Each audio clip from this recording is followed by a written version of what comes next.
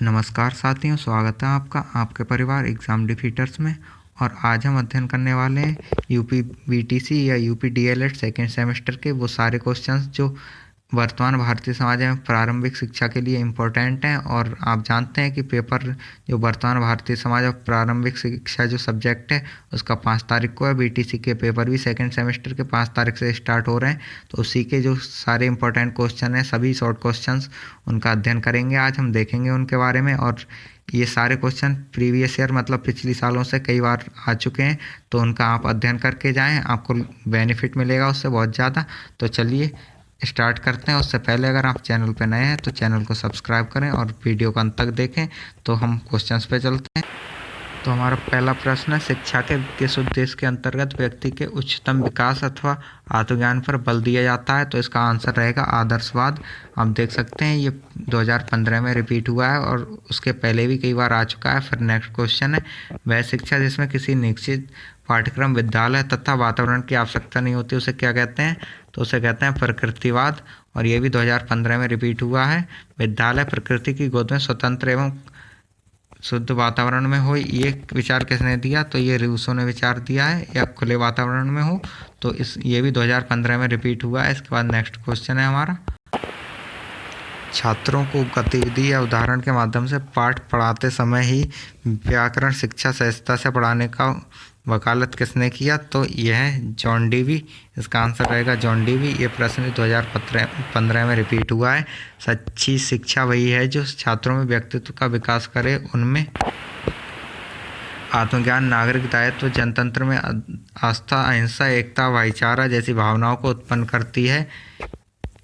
ये सोच विचार किसका है? तो ये महात्मा गांधी जी का विचार है। ये भी 2015 में आया है क्वेश्चन। इसके बाद मानव की शिक्षा नामक पुस्तक के रचयिता कौन है? तो ये फ्रॉवेल नामक जो रचनाकार हैं वो इसके रचयिता हैं। इसके बाद नेक्स्ट क्वेश्चन देखते हैं, किस शिक्षा शास्त्री ने अपनी शिक्षा प्रणाली में विद्यालय को बाल भवन कहा है? तो ये गिजुभाई वाघेला ने कहा है। ये भी क्वेश्चन रिपीटेड है। उसके बाद देख सकते हैं आप, जनसंख्या शिक्षा को राष्ट्रीय कार्यक्रम के रूप में किस वर्ष लागू किया गया? तो ये 1969 या 1969 में था। 2015 में ये भी रिपीटेड क्वेश्चन है। इसके बाद शिक्षा का निश्चित स्तर तक सभी लोगों के लिए अनिवार्य एवं निःशुल्क उपलब्ध कराना किस योजना का कार्यक्रम का तात्पर्य है? तो ये भी रिपीटेड क्वेश्चन है। यह शिक्षा का सार्वभौमिकरण, शिक्षा को प्रत्येक बच्चे तक पहुँचाना, ये जो योजना है इसका कार्यक्रम का ये वर्क था। और नेक्स्ट क्वेश्चन देखते हैं हम, एक निश्चित आयु स्तर से कम आयु स्तर के बालकों से घरेलू कार्य कराना कहलाता है। तो ये बाल श्रम कहलाता है। ये भी रिपीटेड क्वेश्चन है। का परिवार, समाज, राज्य एवं जनसंचार माध्यम किसके प्रभावी कारक हैं? तो ये शिक्षा के विद्यालयों में सभी को एक साथ रखना, सबके साथ समान व्यवहार करना व सभी के बीच एकता बनाए रखना क्या कहलाता है? तो इसे शैक्षिक अवसरों की समानता बोलते हैं। समानता विद्यालय या समाज में सभी के बीच लिंग भेदभाव के कार्य व्यवहार करना कहलाता है। तो ये देखते हैं हम, तो ये लैंगिक समानता कहलाता है। वैदिक साहित्य में शिक्षा शब्द का प्रयोग किन अर्थों में किया गया है? विद्या, ज्ञान, बोध, विजय के रूप में प्रयोग किया गया है। ये 2016 का रिपीटेड क्वेश्चन है। बौद्धिककालीन शिक्षा का मुख्य उद्देश्य क्या था? बौद्धिककालीन शिक्षा का मुख्य उद्देश्य मोक्ष था, मोक्ष की प्राप्ति करना चाहते थे वो। तो ये भी 2016 का रिपीटेड क्वेश्चन है। फिर उसके बाद देख सकते हैं हम, शिक्षा में प्रयोजनवाद के जन्मदाता कौन है? तो चार्ल्स पियर्स। ये 1839 से 1914 तक रहे थे। तो ये 2016 का रिपीटेड क्वेश्चन है। फिर सर्वोत्तम शिक्षा वही है जो संपूर्ण सृष्टि से हमारे जीवन का सामंजस्य स्थापित करती है। ये कथन किसका है? तो ये गुरु रविन्द्रनाथ टैगोर का कथन है। तो ये क्वेश्चन अधिकतर रिपीटेड क्वेश्चन है, तो इनका अध्ययन आप करते हैं। बालकों को बाल देवो भव की संज्ञा किसने दी थी? तो ये गिजुभाई ने दी थी। फिर मॉन्टेसरी की शिक्षण विधि कितने भागों में विभाजित है? तो ये 3 भागों में विभाजित है। कर्मेंद्रियों की शिक्षा, ज्ञानेंद्रियों की शिक्षा और पढ़ने लिखने व गणित की शिक्षा। फिर निःशुल्क व अनिवार्य बाल शिक्षा का अधिकार अधिनियम कब लागू हुआ था? ये क्वेश्चन तो कई बार रिपीटेड क्वेश्चन है। आप इसका अच्छे से अध्ययन करके जाएँ। और 2016 में इस पर 2016 ही लिखा हुआ है, परंतु ये कई साल से रिपीटेड हो रहा है, रिपीटेडली आता ही रह रहा है। तो 4 अगस्त 2009 है इसका आंसर। ये आप देखते जाएं। और ये MCQ में भी आता है, तो इसका ध्यान रखें आप। फिर नेक्स्ट क्वेश्चन पे चलते हैं, जो कि है राष्ट्रीय जनसंख्या नीति का प्रमुख उद्देश्य क्या था? तो जनसंख्या नीति से अभिप्राय है आर्थिक, सामाजिक, जनांकी राजनीतिक आधार पर प्राप्त करने वाले लक्ष्यों को प्राप्त करने के लिए जो कार्यक्रम बनाए गए हैं उनका मापन करना, ये भी रिपीटेड क्वेश्चन है। फिर नेक्स्ट, जल प्रदूषण दूर करने के उपाय, ये भी कई बार आ चुका है, आप देख सकते हैं। तो जल प्रदूषण को रोकने के उपाय तो आप सब लोग जानते ही हैं नॉर्मली, फिर भी इसमें जो दे रखा है बताते हैं आपको।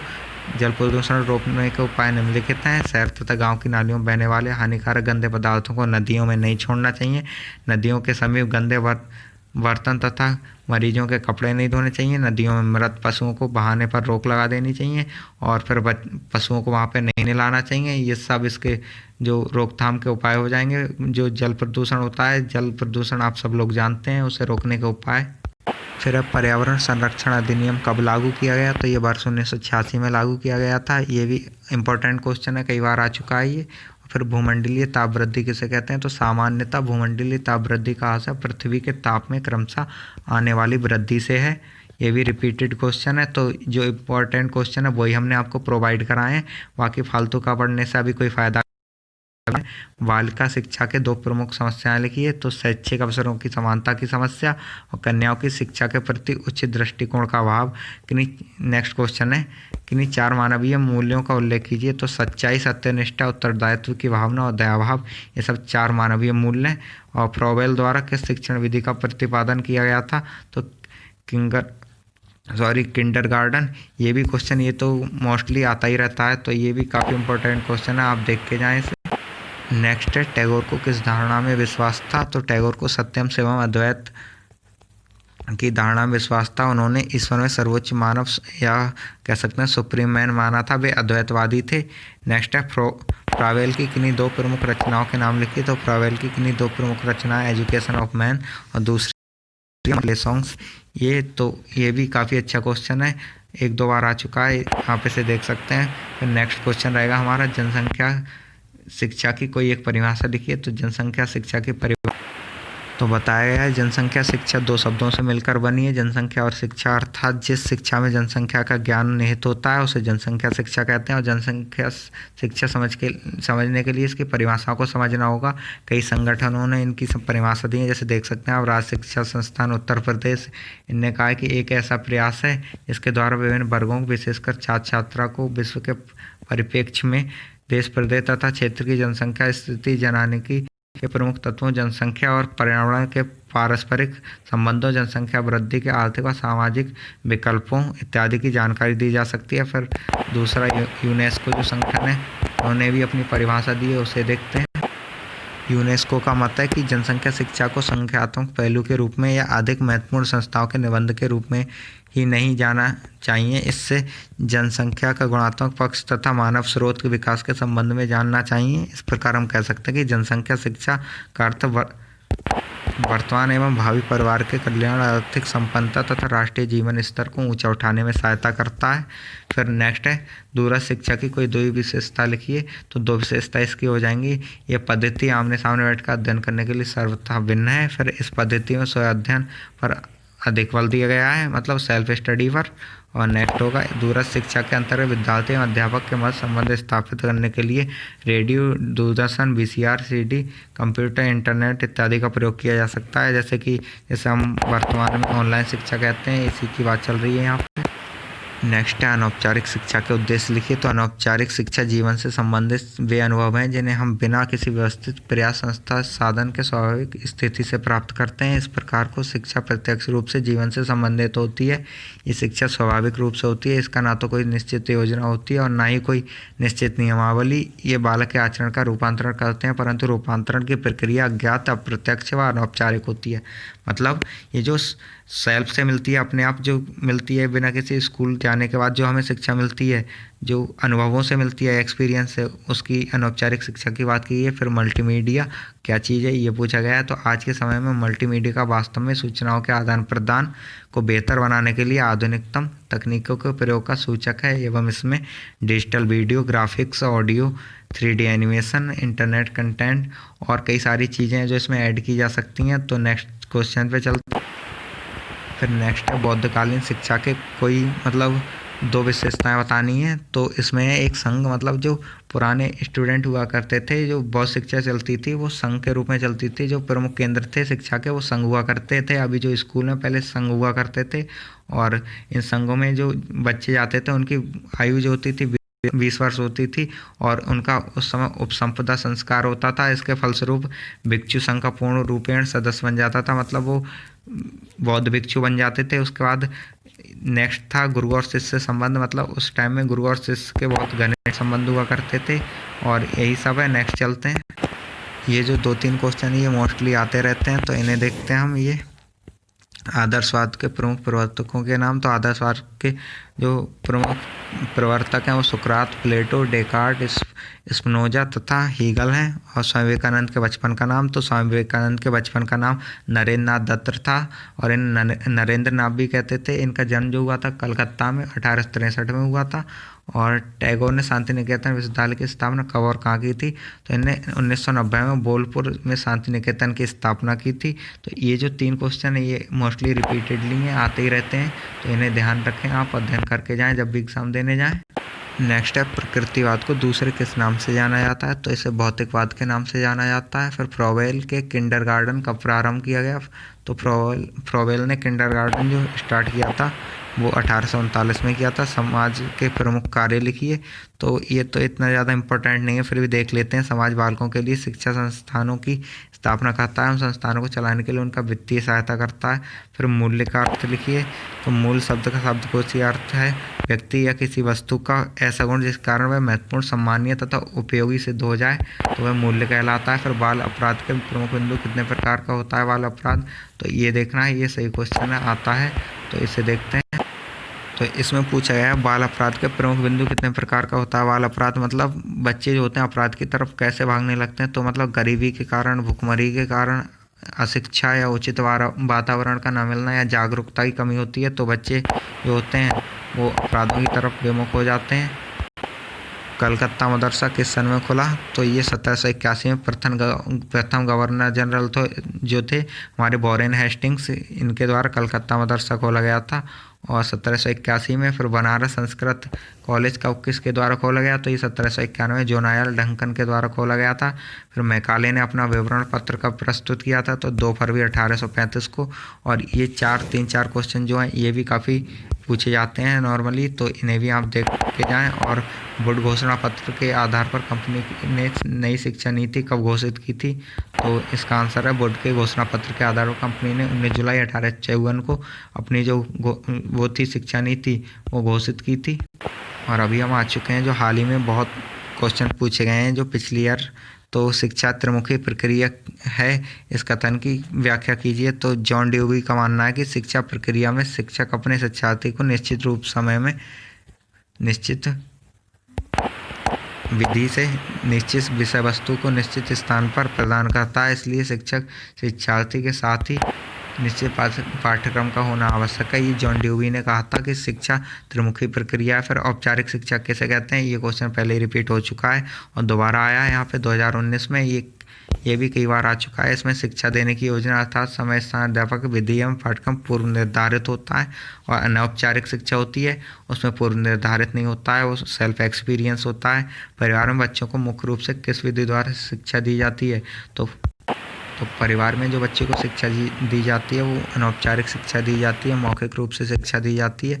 फिर प्रयोजनवादी शिक्षा के 2 उद्देश्य लिखिए। तो पूर्व निश्चित उद्देश्यों का विरोध, फिर नवीन मूल्यों का निर्धारण और मूल्य दर्शन प्रयोजनवाद, ये सब है। फिर बुनियादी शिक्षा के जन्मदाता कौन है? तो ये महात्मा गांधी जी हैं। मारिया मॉन्टेसरी का जन्म कहाँ हुआ था? तो इटली में हुआ था मारिया मॉन्टेसरी का जन्म। उसके बाद नेक्स्ट क्वेश्चन पे चलते हैं। यह है शिक्षा को प्रभावित करने वाले कारकों को बताइए। तो प्रमुख कारक हैं परिवार, समाज, विद्यालय, राज्य एवं जनसंचार। शिक्षा के सार्वभौमिकीकरण से क्या आशा है? तो लोकतंत्र में जाति, धर्म का रंगभेद या स्तर आदि का भेदभाव किए बिना सभी को अपने व्यक्तित्व का पूर्ण विकास करने के लिए समान अवसर प्रदान किए जाने चाहिए। इस बात को ध्यान में रखकर संविधान की धारा 29(2) में सार्वभौमिक शिक्षा की व्यवस्था की जाती है। धारा 29(2) में कहा गया है कि राज्य सरकार संचालित व सहायता प्राप्त किसी भी शिक्षा संस्थान में कोई भी व्यक्ति धर्म, जाति, रंग या भाषा के आधार पर प्रवेश देने के लिए मना नहीं किया जा सकता है। और फिर बाल श्रम है, ये भी काफ़ी इंपॉर्टेंट क्वेश्चन है। बाल श्रम ये भी आता रहता है, तो इसे भी आप देख लें। इसे देखते हैं हम, बाल श्रम क्या है। बाल श्रम का स्वरूप हमें प्रत्येक शहर तथा प्रत्येक स्थान पर हम देख सकते हैं कि हर जगह देखा होगा आपने, होटल्स में भी छोटू और कई सारे रहते हैं, तो वो सब बाल श्रम के ही शिकार होते हैं बेचारे। तो फिर देखते हैं, जैसे साइकिल तथा स्कूटर रिपेयर करने की दुकानों पर अधिकतर बाल के कार्य करते हैं, तो ये सब बाल श्रम है।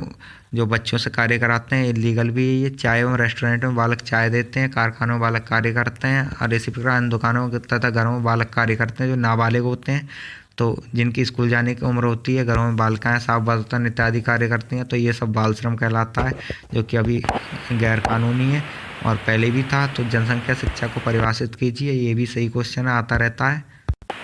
राज्य शिक्षा संस्थान उत्तर प्रदेश के अनुसार ये एक ऐसा प्रयास है जिसके द्वारा विभिन्न वर्गों, विशेषकर छात्र छात्राओं, विश्व में परिप्रेक्ष्य में देश प्रदेश तथा क्षेत्र का जनसंख्या स्थिति, जनांकिकी के प्रमुख तत्वों, जनसंख्या और पर्यावरण के पारस्परिक संबंधों से जनसंख्या वृद्धि के आर्थिक व सामाजिक विकासों इत्यादि की जानकारी दी जाती है।